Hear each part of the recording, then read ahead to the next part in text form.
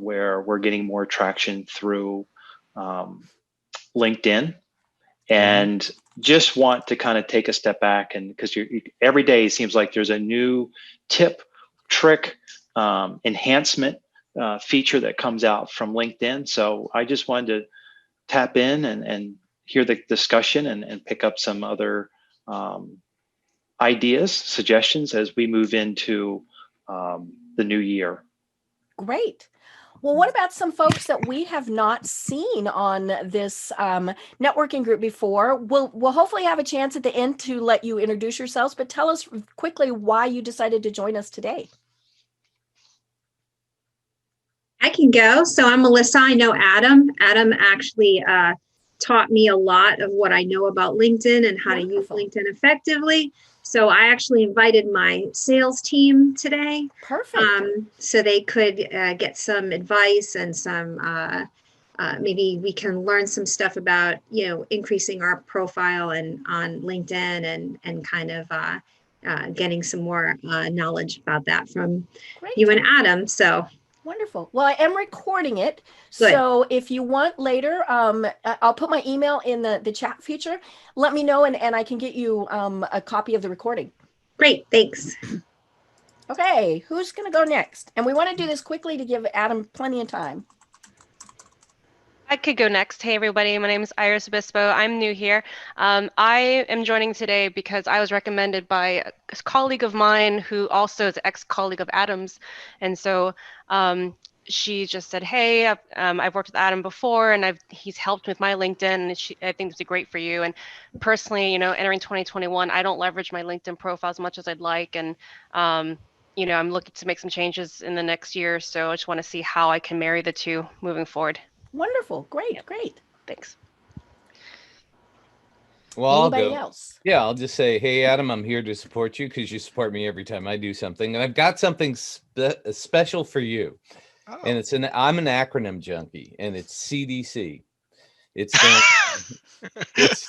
You remember you're talking to a biotechnologist here, so I do. It's it's CDC. It stands for Content Delivery Convert. Oh, yeah, perfect. I thought you would like that. So yes, I do. I brought that specifically for you today. Great. Content Delivery Convert. It's easy to remember. Wonderful. Well, anybody else want to let us know why you are joining us today? I just want to grow my understanding of LinkedIn. I can get on, but I can't find my exact address. So there you go, Deb. Okay, I'm posting those who are saying they can't find theirs. So yeah. But I can get on there, and I always enjoy hearing from Adam. And just a PS, Adam, I see an explosion in the number of contact tracers needed again, which is a sad note, but it's a note of our times. Yes, agreed. So let me start sharing my screen. And there we go. You see that? Okay, good. Slideshow. Okay, so for some of you who've known me, of course, everybody knows me as Adam Ligeralde, but speaking of acronyms, my name actually is an acronym. ADAM is Arsenio Dionisio Anastasio Millares, and then my last name, Ligeralde. It's ADAM. So a lot of people wouldn't know that. So it's kind of interesting that Brian brought up the acronym portion. So basically today we're talking about the LinkedIn profile. This is a great time to actually think about it because we are approaching the end of the year. We are going into the new year, and we want to hit the ground running when it comes to your online presence and your digital footprint. Because Microsoft bought LinkedIn for $26.2 billion. They must want to do something with it if it's that worth that much. You have 650 million members out there, where the majority of the activity is between Europe and North America. So it would be great, especially if you are a sales rep, if you are promoting a business, or if you are HR, or if you're a manager trying to attract the best talent out there in order because they want to see your team looking like, hey, this is a team that I would like to join because they seem like they know what they're talking about. They're having fun, and there's this manager that is really posting all this great content about the industry. So that's a little bit of why I think we really should start polishing up our LinkedIn profile. But did you know that LinkedIn is one of the top 5 websites that Google indexes regularly? So that means if they index them regularly, and you have a LinkedIn profile, you will actually hopefully appear on the first page of a Google search. So can anybody tell me the other 4 that Google regularly indexes for SEO, or search engine optimization? Google. Well, Google is the one who indexes it, but so LinkedIn is one of 5 websites. What are the other Facebook? ones? Facebook? Facebook, yep. YouTube. YouTube, Twitch or what's that one? Twitter. TikTok. Oh, Nope, not TikTok. yet, Hmm. not yet. But Twitter, one more. And this is a very obvious one because, if you want to learn how to do something, you're very visual at it. Which channel? What type of website? YouTube? YouTube. Yep. So it's LinkedIn, YouTube, Facebook, Twitter. Oh, we were missing one. Oh, the one more actually. And Isn't it Pinterest? no, think broader. Where? Think broader. Because let's say you're a politician and you Google them, what usually comes first about celebrities and politicians and famous people? What type of website? Instagram. Not as much. Oh, really? Twitter. You'll all kick yourself once you hear this. Wikipedia. Oh, Oh, So the 5 are LinkedIn, YouTube, Wikipedia, Facebook, and Twitter. So what does that tell you if Google is indexing them on a regular basis? It basically means you should be involved in at least one of them. And for me, I have chosen to focus a lot of my online presence on LinkedIn. And if you've ever Googled yourself, you want to be on page 1.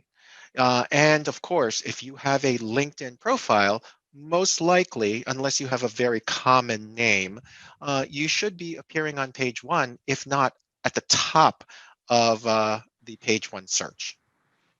And so by having a LinkedIn profile, you showcase your subject matter expertise and you're building up that credibility, especially if you are, someone who is wanting to uh, be a keynote speaker and they want to see what you do.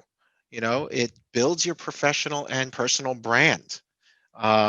And as I said before, if you're a manager, it attracts potential employees because you want to attract the best. And by having a very a very interesting profile that they could gravitate to, and they want to see more of it, you're going to have that pool of people. So, lastly, me as a sales rep, people are researching me as much as I'm researching them. So therefore, I want to show my best foot forward. That's some of the reasons why I think everybody should have a LinkedIn profile, because it is no longer a static digital version of your resume. It is now a dynamic, media rich. When I say media, I mean PDFs, I mean pictures, I mean videos and everything. Media rich mini website that is showcasing what you have to offer to potential clients, to potential hires, to potential people who may want to talk business with you about speaking. things like that. So when you are visible online and you have a large digital footprint, Coca Sexton basically says visibility creates opportunity. And you want to make sure that it's good visibility to give you good opportunity. Because the online visibility, whether you know it or not, it could give you some opportunities that you may not be aware of online, especially when we are working from home, most of us 100% of the time. Also, as a scientist, I want to make sure that I am a beacon of scientific communications, what I call hashtag SciComm, because there's so many myths and there's so many um, uh, misinformation out there about science, especially now with this pandemic, about vaccines, about the mRNA um, mechanism and everything. So from my personal point of view, I need to make sure that I communicate that credibility and authenticity. However, on the other side, um, make sure that your settings are not too strict. They could see your face. They could see information about you, because if you want to attract those people, you want to make sure that you present your best foot forward. People say, well, I don't want to show these things. Well, I mean, have you ever gone to a networking meeting, a face-to-face networking meeting? Do you arrive there disheveled? Do you go there walking into the room with a paper bag over your head? No, you should have a good profile picture that represents you. So, in other words, by the time these people that I'm meeting online, these customers that I'm meeting online, by the time I actually finally meet them sometime next year and I'm walking down the hall, they instantly know that that's Adam Ligeralde walking down the hall, because they see me through my profile picture. However, make sure that LinkedIn and digital is not a silver bullet. It's not, it's only an extension of who you are. So therefore, you need to upskill on a lot of the basics, because Jill Rowley says, if you suck offline, you're going to suck even more online. And you don't want that to go negatively viral. So therefore, your online presence and your digital footprint, you know the old adage, you will never get a second chance to make a good first impression. So therefore, when you evaluate your LinkedIn profile, does it project, um, you know, affability? Does it say that you have a friendly smile? Does it project warmth? You know, it's like you take pride of your presence when you go to a party, when you go to a wedding, when you go. Why don't you take pride when you are presenting yourself online? Because most likely during these times when we're working from home, this is the first impression that people will have of you. So you need to make sure that you do you put your best foot forward. So before we get into the LinkedIn profile, a lot of people don't know about the SSI score, which is the Social Selling Index score. That is specifically for LinkedIn. However, I personally feel that it can be used as a template and as a guide for how you conduct yourself and how you are doing in a digital and a virtual and a social format. It is neither uh, the score should not be a vanity score. It's like, ooh, I have 99. No, it's really more for your personal best. So let me get out of this. And does everybody see my LinkedIn profile right now? Okay, so if you Google, you could do this now. If you Google LinkedIn SSI score for free, you will see on the, most likely, you'll see the top search will say SSI index, social selling index for LinkedIn. So once you hit that,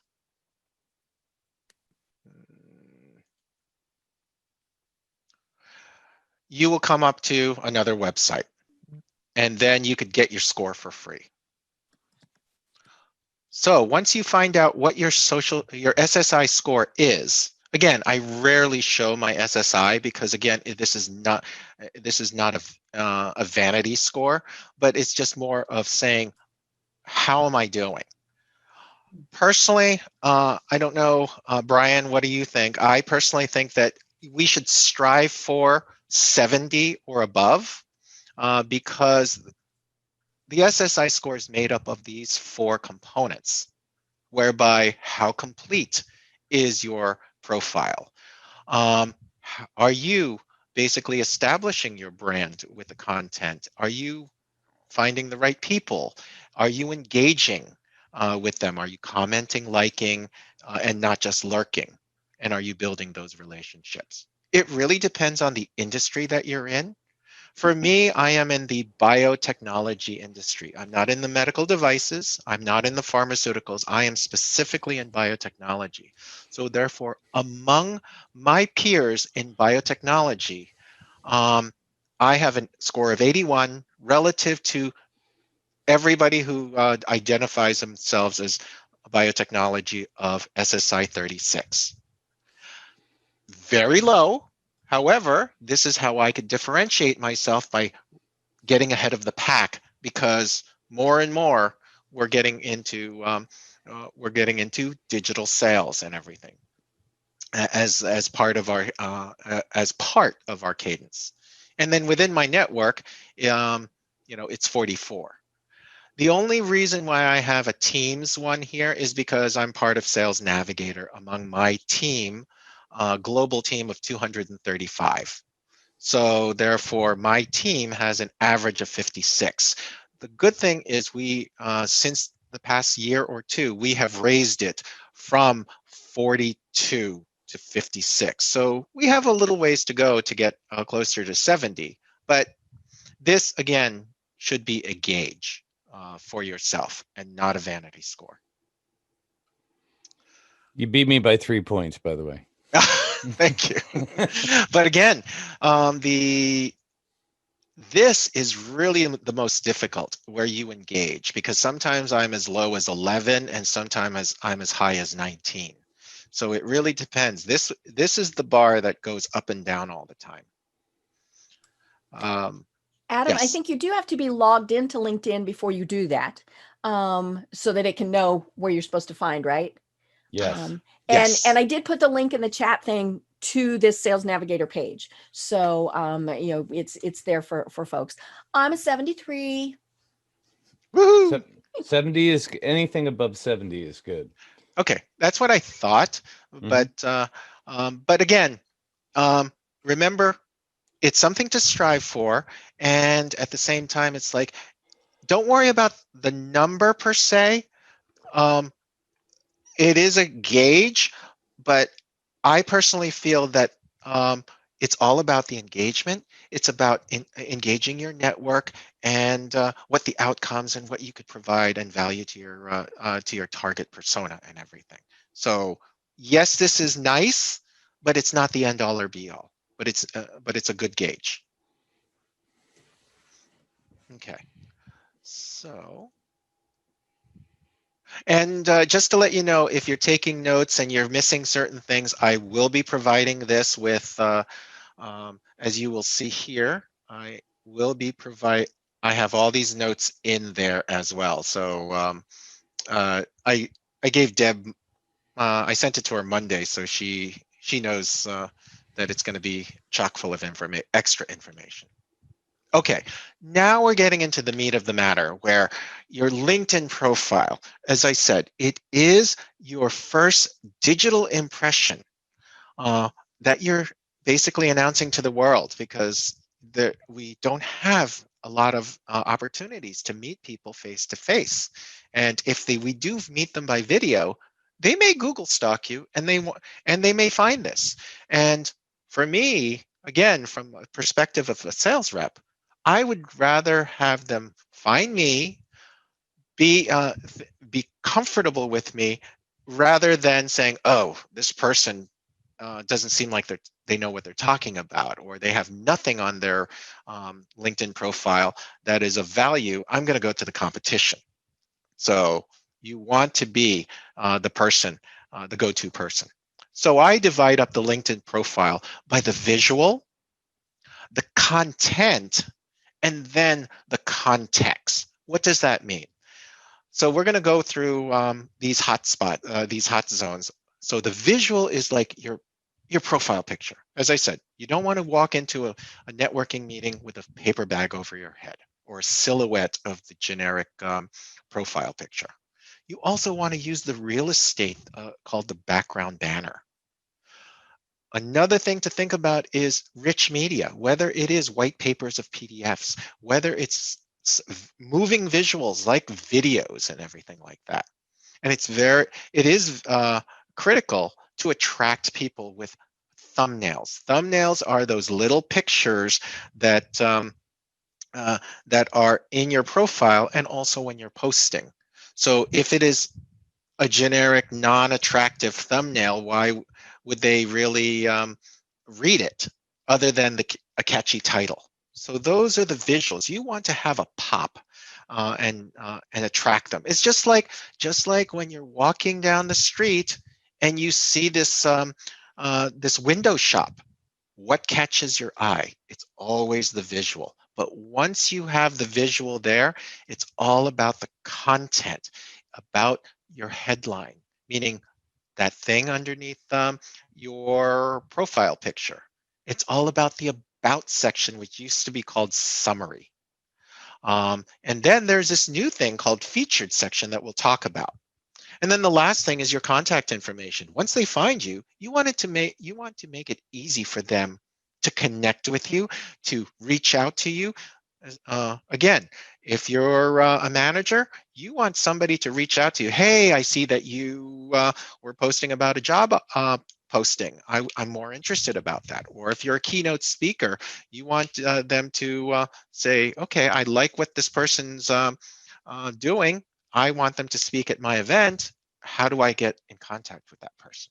So all those things in terms of content. Now, the last thing which some people may forget is context. So what do I mean by context?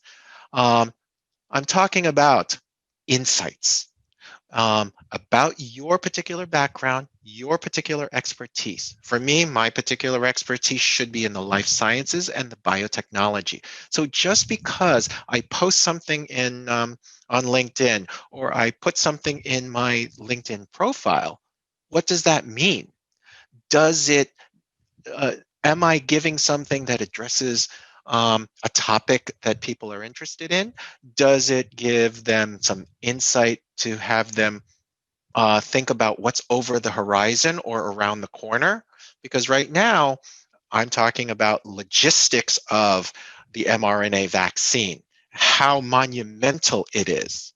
I'm talking about the mechanism of mRNA and why it, people are saying that it changes your DNA and you're going to turn into monkeys. And I said, really?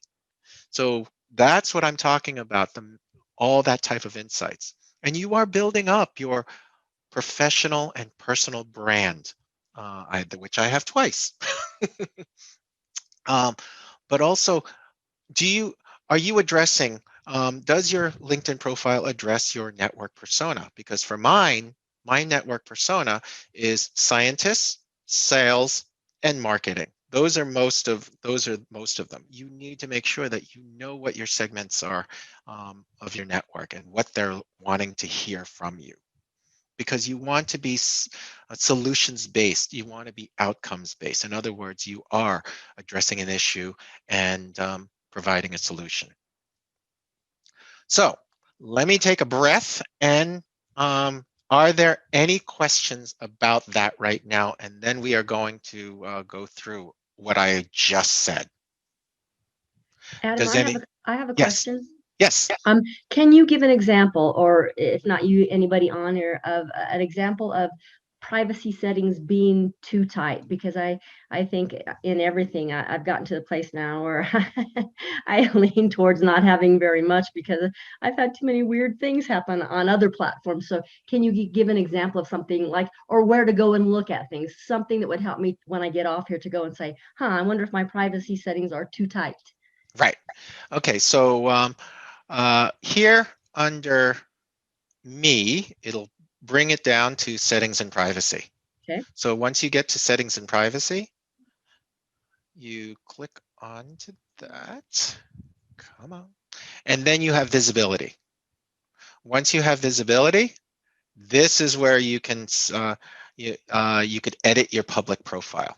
So when you it brings you to this page, and now for me, I'm pretty public.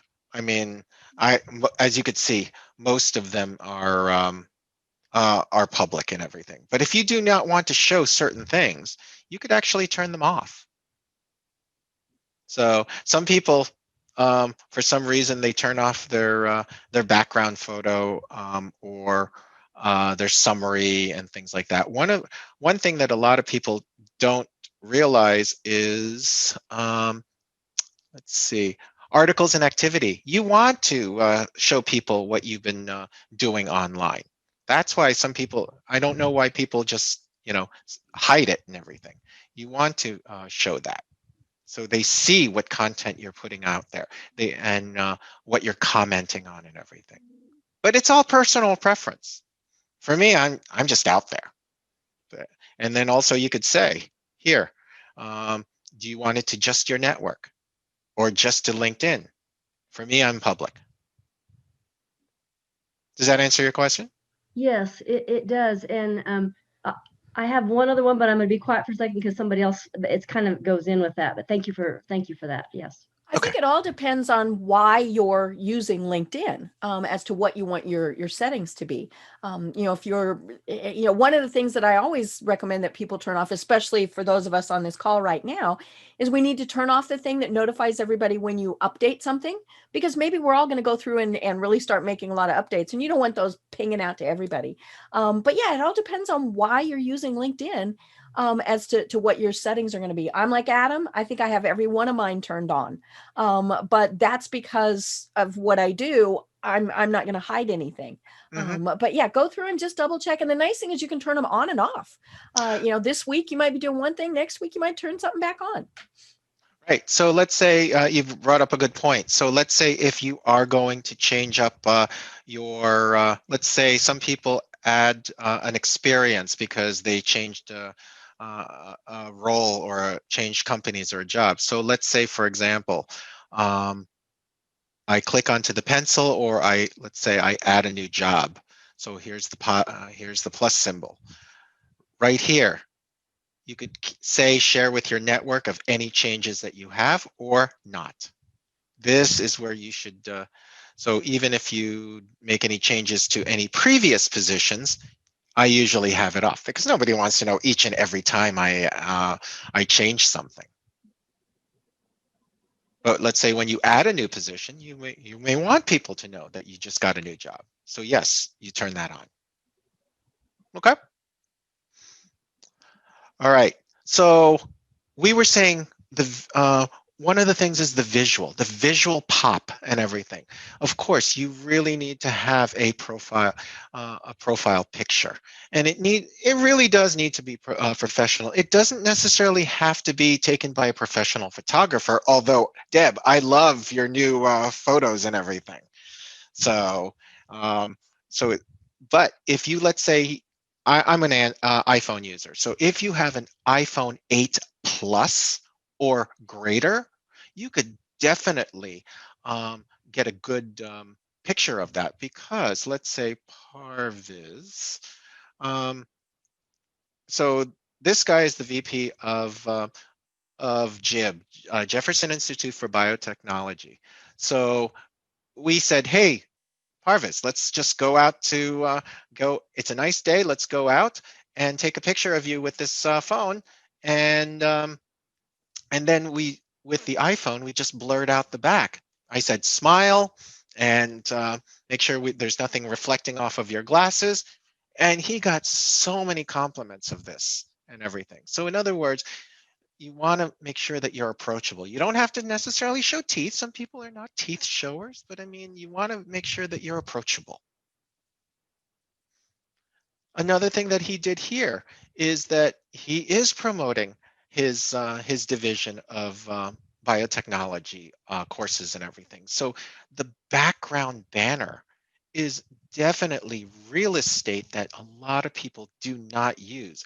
It doesn't necessarily need to be work related. It could also be something of your interest. Let's see, Jennifer Chung, maybe. Yes. So my former colleague, Jennifer Chung, she has Cambodia back here. Why? Because she loves it so much, and therefore she gets people talking to her. It's like, "Hey, are you Cambodian?" Or what do you like? What Why do you have Cambodia on there and everything? So it just causes some interest. Causes uh, uh, some engagement. So let's say Kyle Martin. Okay, another one from the West Coast, Kyle Martin. Now he puts the Golden Gate Bridge. So that indicates to me that he is from the West Coast. And yes, he is. And then he puts the Cytiva logo. And so therefore he's branding himself as a person who works for my company, Cytiva. So those are the pops that you want to attract with people on that. Then let's go to um, let's go to your headline. Your headline is down here. So a lot of people actually put just their job title. That's nice, but my job title actually appears down here under my experience. Why would I want to give up all those characters and duplicating it up here? The headline, personally, it should be who you are, what you do, and how you can help. And it took me about a year to get to this type of headline because I'm not just a product peddler of selling chromatography instruments. I'm a protein purification specialist. That's who I am. I'm not just a product peddler, but I actually support a technology. Um, and therefore, um, how do I help? I am providing the technical knowledge and expertise. And therefore, what are the outcomes? What are the solutions that I want? Because by doing that and helping you in your protein purification, I'm helping you, Dr. Customer, increase your productivity and efficiency. That's how I see the headline being used. And therefore, for SEO, search engine optimization, where phrases like protein purification, life sciences will be indexed by Google. And I will appear hopefully more than anybody else who has a LinkedIn profile, a sales rep like me, but I have all those to be found. Does that make sense? So another feature here is, I don't know if you could hear this, but there is this one thing that a lot of people ask me, how do I pronounce my last name? So I just, on your app, phone app, you can actually record your name. But I record my name and I actually repeat the elevator speech that I have over here within 10 seconds. So if you have a name that some people butcher or they are kind of curious how you pronounce it, this is a great, cute little feature. It's not, end all or be all. So another thing with content is right here. New York metropolitan area. Why do I say that? A lot of people put their hometown. My hometown is Glen Ridge, New Jersey. But the only thing is if I put myself in Glen Ridge, New Jersey, or where I live right now, Jersey City, that is a tight type of setting whereby LinkedIn is only going to look for people in Jersey City. But by putting yourself in the New York metropolitan area or whatever metropolitan area that you live in, Google will start looking at all the other people that you might be interested in, let's say, with Brian in the Chicago area. Or let's say, for example, let's see, who else is Joe Zitelli. Okay, Joe Zitelli, my colleague, he lives in northern New Jersey, but most of his colleagues, I mean, most of his customers are in the Cambridge, Boston area. Ever since he changed his location from Wayne, New Jersey, or Fort Lee, New Jersey, I forget exactly where in northern New Jersey, to Cambridge, he gets a lot more people. He gets a lot more visibility to the people that he wants to talk to. So I would definitely say change it to a metropolitan area. So when you do your pencil right here,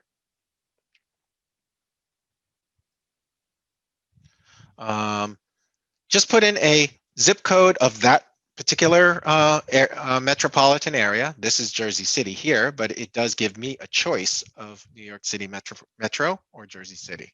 And here's my industry as well.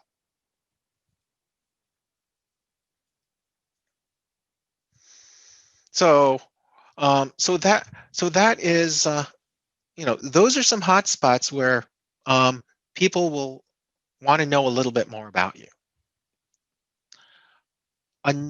One last major thing that I would probably want to for everybody to do is their contact information. Once they find you, how are they going to contact you? For me, I'm a sales rep. I want to be contacted, and I don't want them to contact my competitors. So I do make sure that my phone number is there. I do make sure my email is there. And then if you have any social handles and everything, maybe they want to engage you more on Facebook or Twitter or Instagram and stuff like that. So, so those are things to think about.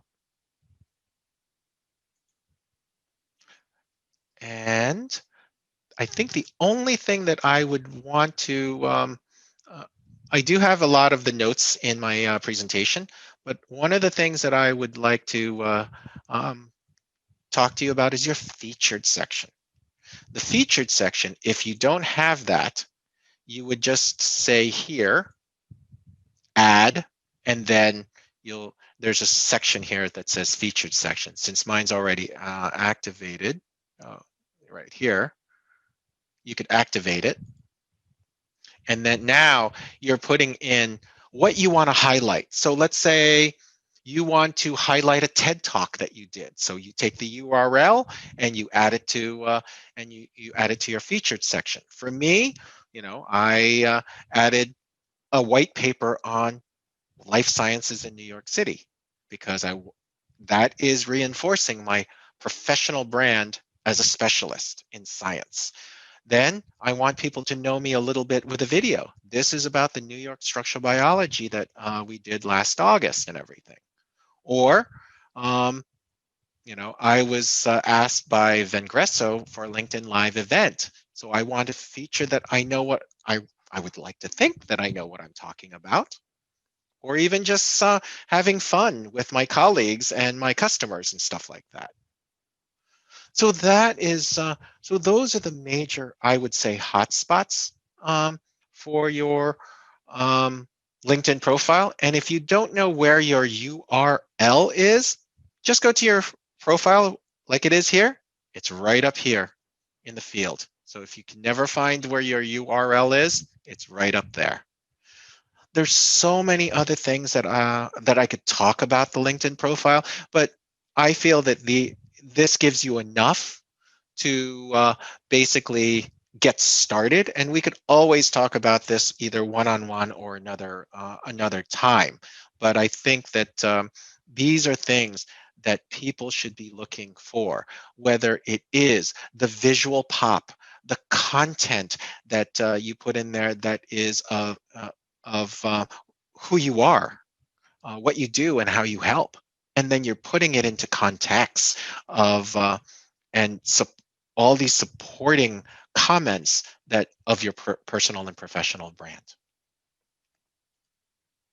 So last but not least, it's just really, you know, all these little tips and tricks about keeping it update, reflecting your personality and style, making sure that you have keywords and phrases in your profile. So therefore, Google indexes you. If you want to have keynote speaker, you should have that in somewhere in your profile. If you want sales, scientific sales, or if you want contact tracer, things like that. So therefore, luck is what happens when preparation meets opportunity. So don't always leave it to chance, because if you leave things to chance, uh, your competitor or other people will take advantage of it and get ahead of you. I love it. I love it. Well, Adam, this is fantastic. And I'm going to put the link to our Facebook group in the chat feature right now, because since we do have new people, I want to make sure that you see that. Go ahead and send if you're on Facebook, find it, connect. And because that's where I will post this video and Adam's notes, as well as I'll probably post them on on LinkedIn, so that we have that there. And I also post the video. I will put it on YouTube so that people can watch it there if they're not on Facebook. But let's go ahead and just open it up for questions. Billie Jean, you had another question. What was your other question? Somebody's on mute. Uh-oh. Yes, Suze, yes. Okay. Well, I did put it in my box, and it is pretty serious. So you're saying put it to an urban area. What for Walden? I mean, suburb of Laramie. Yeah, Suze is, and so that put it in a different state. So what do you do if you are in such a remote area that, there's not a bigger one? I mean, there's the, Rocky Mountain, Front Range. I mean, I don't think any of those are listed.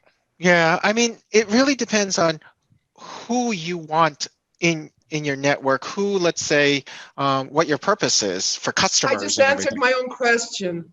We're part of the Great West. Oh, okay. Oh, I like that. I didn't know that was an option. Wonderful. Yeah, that was Colorado when they did the tourism office. They broke us up into different areas, plains, all this other stuff, and we got the Great West. There's Rocky Mountain region. Very cool. Thank you, guys. Oh, Jennifer Chung, you are. I know. It's a good thing you said nice things about her profile.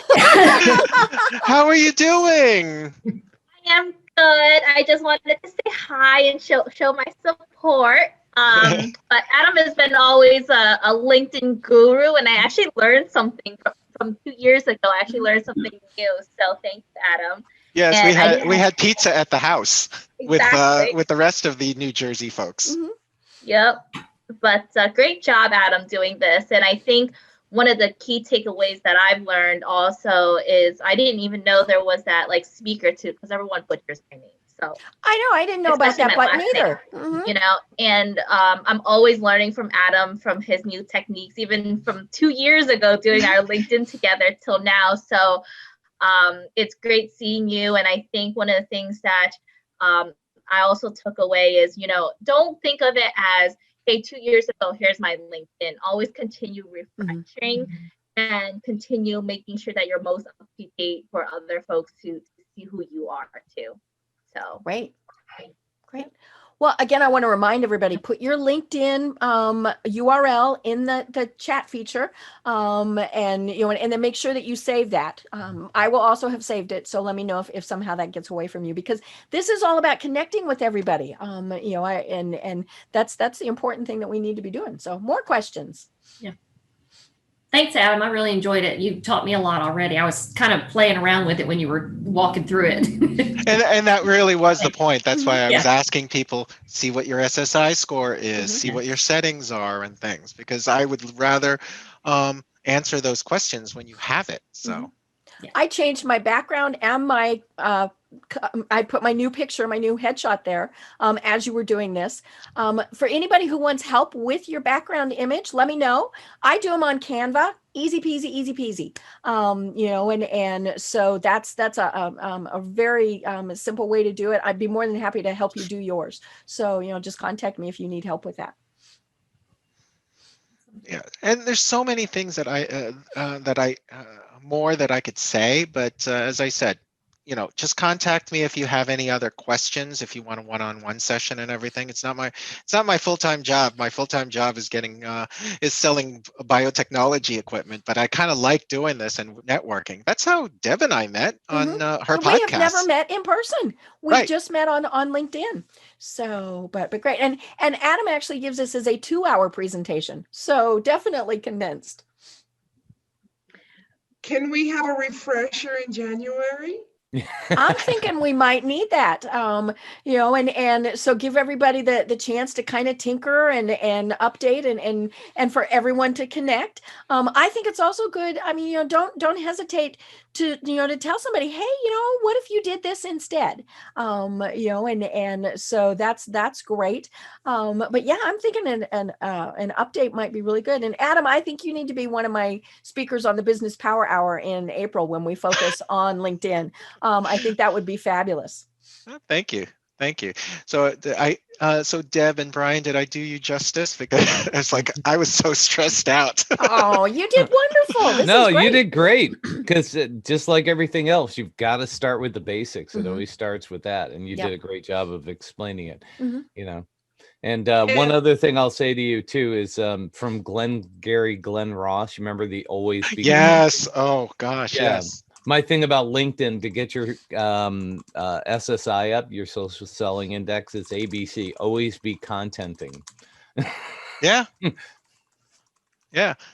So, Melissa, you had a question about you're not on Facebook. Is there another network group? Yeah, because I'm not on Facebook. Right. So, Melissa, make sure you connect with me on LinkedIn, and anyone else who who isn't, obviously make sure to connect with me on LinkedIn. Okay. I will post the video on YouTube, so then I'll also post that on LinkedIn. So it'll just be on my personal thing, and I won't do that till tomorrow. I give us kind of a break before I post it, but feel free to do that. I will put my connect in there again, just so y'all have it. Y'all see, every once in a while you can tell that I live in Atlanta now, right? It's all y'all. You can't. All y'all have it. Nothing wrong, y'all. Yeah. Billie Jean had a question. Yes, very quick question about Adam. You had mentioned the part about the engagement of those 4 points. That engagement is your bar that slides back and forth. And I will tell you, and I also thought your comment about if you suck offline, you'll suck online. That's hilarious. I don't feel like I suck offline, but I do feel that I suck online, and I feel like I watch the river going by. So here's my question about being engaging. I see all the things that people post, articles and so forth, and I think, so do you just go out and, if you find something interesting, professionally speaking, just like, do you post it there? I mean, give me a little tidbit of like, hey, Jean, don't be afraid. Here's what you do when you're starting out posting and being more engaging, because I feel like I want, I connect with people and I write personal notes all the time, but I don't really know how to do I feel like I'm not one of the cool kids. I don't know how to do the posting. And so tell me, for a newbie or somebody just starting, here's an example of what you might do. Hey, Jean, just find an article or whatever. I'll let you talk. Yeah. This group is only cool kids, so you're obviously a cool kid. Bye, everybody. No.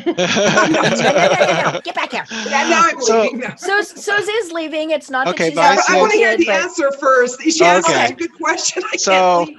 My personal answer is that's why we're given 2 ears, 2 eyes, 1 mouth. In other words, we have to start first social listening. I mean, just like going into a networking meeting, you don't go into a group of people banded together and then you start speaking. You would just kind of like slowly go there with your drink, listen to what they're saying, making a little comment here, saying, I agree there. And then once you get into the rhythm, you start putting in your own opinions and you start putting in your own content. It's the same thing in the digital. So sometimes I don't know why some people have that barrier we're doing the same thing, but in a different format. So for you, let's say, for example, you're doing what you've been doing is like just sitting there listening to them and maybe liking or reacting and maybe commenting. So once you start knowing what your network is liking and talking about, that's when you start finding articles. Oh, I think this will be interesting. And then you put your own context to it, your own opinions to it, your own perspectives. And two good places to look, Billie Jean, for stuff on writing is Medium and Business to Community. Those are two great places where you can find articles and then share them if you find something that you read that you like, and just put your own spin at the top. That's an easy way to find great content. Well, and Billie Jean, I was also thinking, what if you would do like a tip of the week, on how to write good copy? And it could be your own tip, or, here's a link to an article that talks about it. And I had a thought for Suze, and I'm going to go ahead and say it since she'll watch the recording. So, she does tourism. So there's so many articles about her part of Colorado that, that she could be linking to say, oh my gosh, look, the ski resorts are opening. What is a yurt? A lot of people are going to go, what the heck's a yurt? Suze can tell us what a yurt is. She doesn't manage the yurts, but yeah, yurts go to the yurts. But yeah, I mean, it would be, it's once you, as Adam said, once you kind of start watching and listening, then you're going to find good content. And I'm trying to get the right Facebook link to the group. I'm copying it again.